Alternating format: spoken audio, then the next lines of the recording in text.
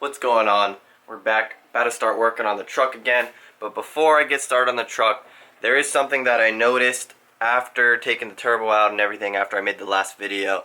So I'm gonna go ahead and show you this real quick. So I came in here later, the night after I made my last video, and I was just inspecting this and getting a closer look at it. And basically all of these have pitting. Not horrible, I don't think it would make that big of a difference, but they do. Also, this hole right here, you can see, definitely has some visible pitting. It didn't catch on before. It also doesn't spin on here, like at all. I'd probably have to get a new ring, which isn't that bad. But when you come over here, now keep in mind this whole thing is one piece. So in order to replace this, I would have to buy a whole new housing, which I believe they don't sell. I was told they don't sell them. And it's probably more cost effective to just buy a new turbo, which is what I ended up doing. So if you can see all of these little holes here,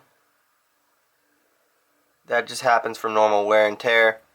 And you can see too, there's also some soft patches, like some smooth patches in between them, where these things move. See, you can see them there.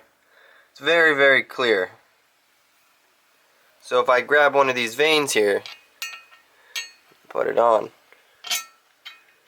it catches. I don't know if you can hear it.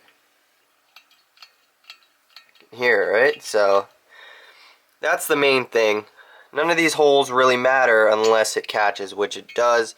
Probably played its fair part in why the turbo was sticking. So I made life a little easier for myself, and I just went ahead and ordered a new turbo. And I also kind of splurged a little bit and ordered a full 5-inch turbo back exhaust, SCT live wire tuner and monitor. I ordered the new oil cooler with some gaskets, some intake gaskets.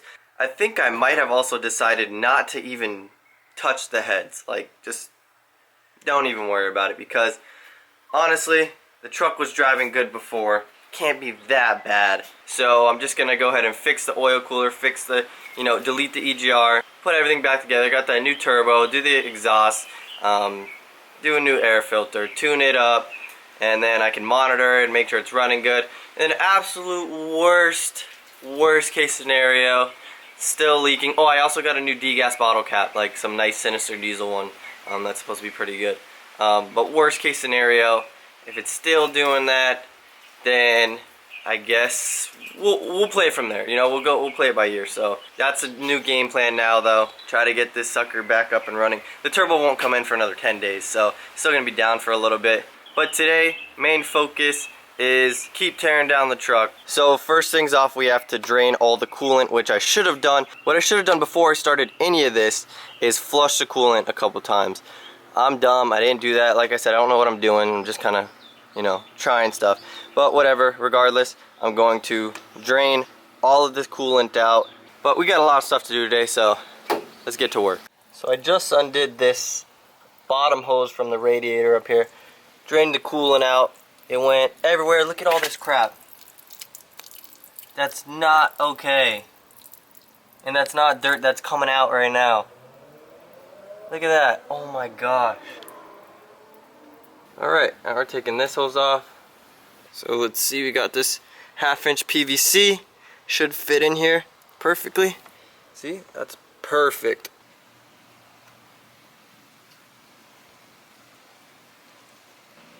Just like that. So we'll just leave that there for about 10 minutes. In the meantime, we're gonna go take off the starter, and I'll tell you why as soon as I take it off. So I am currently very frustrated because, and let me tell you guys again before I say this, I don't know what I'm doing.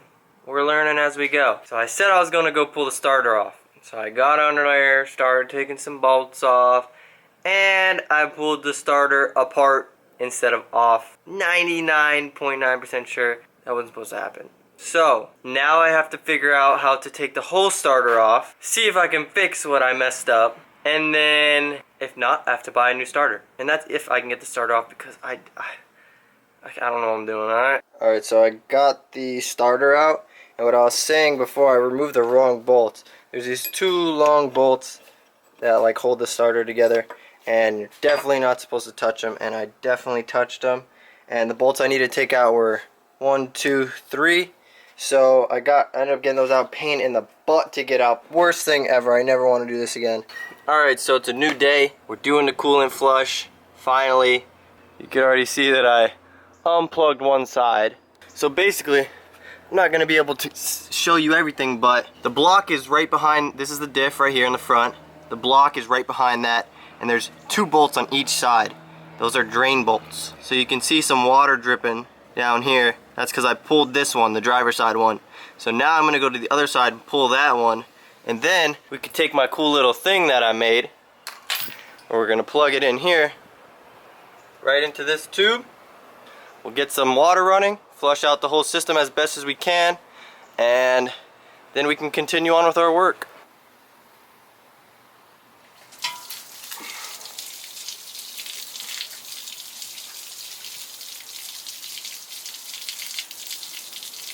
Okay, so now that we drained that, we're gonna go ahead and plug up the hose, flush everything out, and we'll just let it run for a bit.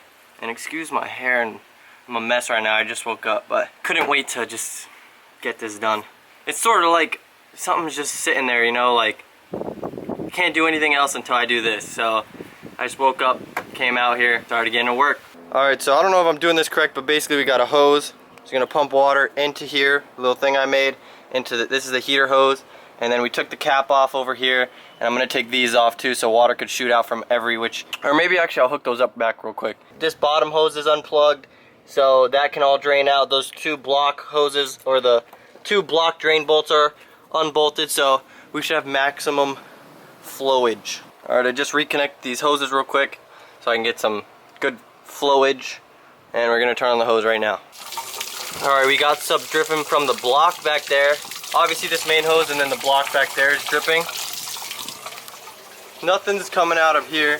That's probably because all the other stuff is unplugged, but I don't know, maybe I'll try to re-plug in that bottom hose and see if I can get this right here draining. I've also seen people put the hose directly in here, so I'll try that before I do anything else. But basically what I'm doing is waiting until this water that comes out is completely clear, which actually it's already completely clear, but I'm gonna let it run for another 30 seconds to a minute and just really, you know, try to make sure everything's out of there. Alright, so now we got this draining from here. We're gonna let that run for a bit, and then I don't know what I'm gonna do. Like, there's no flowing going through here. Okay, so I reconnected that pipe right there to the bottom of the radiator. I'm letting it do the same thing again, and I'm gonna undo that pipe again and then do the same thing just to make sure I can get everything out that I can. Usually you're supposed to run the engine, but I don't have a lot of components in there. I'm not down to try to start it, and I also don't have a starter, so I can't do that anyways.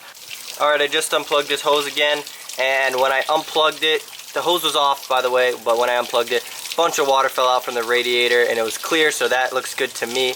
That makes me feel like I did something. And then I have a bunch of parts ordered that haven't come yet, but next step is, you know, take out the alternator, and you know, we're gonna remove this whole like fan thing, push this whole radiator back a little bit so we can take that out, get some space. Also the air conditioning down there, we gotta, you know, see what's up with that. So I've already actually taken out the fender liner on the passenger side, because right back here is where the starter is, and you can see that's also where the drain bolt is, which is why the starter had to come out. It actually makes it really easy because the AC compressor is right here and it's not working. So easy access right here to fix that. So I'm having a little bit of an issue right now.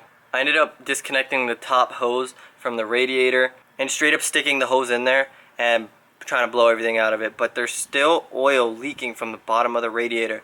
So I went in there and I stuck my finger in there, and there's like little bits of oil in it, and obviously that makes sense because the water's not gonna flush out the oil. Like, oil's like some thick, like gunky stuff. It's like, I don't know what like, I need an additive or something, but I'm gonna have to wait. I guess it doesn't really matter because I got all the big chunks of oil out. I cleared the degas bottle out, cleared all the major stuff out. Now there's just little bits of oil still stuck in like the pipes and stuff. So I guess I'm gonna just have to wait till after I do everything, and then before I drive it, I'll have to do like a real coolant flush. I literally refuse to get new everything. I'm not gonna get a new radiator. I'm not gonna get new hoses and everything. Like, no. So I'm gonna go ahead and stop here for the day. It's about to be dark, and there's really not much else I could do until my parts start coming in. Now here, let me show you guys this. So I could start taking the alternator off, this charge cooler pipe or whatever that is and all that stuff off. But really, to make any real progress, I have to take the intake manifold off. There's the EGR right there, intake manifold that comes all the way around and up that way. But I want to leave that on until I need to take it off. And my reasoning behind that is because I want to, once you take off the intake manifold, the engine is like exposed. So if anything falls in there, kind of screwed. And I don't want anything to fall in there, so I want to have that intake manifold off for as little time as possible, which means I need to wait for the oil cooler to come in. That's all going to happen in one day, or that's the plan. Basically, just I don't want it to just be sitting here, me not touching it, and the engine's open to the outside stuff, even though the hood is closed. You just, you know, just trying to be safe with it. So I'm going to call it quits for today, and we'll see. We'll see what happens. So what's going on, everybody? I'm sitting here now editing my video, and I realized I didn't make an outro. There's also a few things I want to clear up real quick. So those whole two days, I think it was, were so stressful and just frustrating for me. Just, you know, breaking the starter and the whole coolant flush thing, just pain in the butt, and not being able to just move forward until my oil cooler gets here. But basically, I did talk to my cousin, which, lucky for me, he used to be a Ford diesel tech, so he knows exactly what he's talking about. He knows exactly what's going on with my truck. And he did inform me to use Simple Green.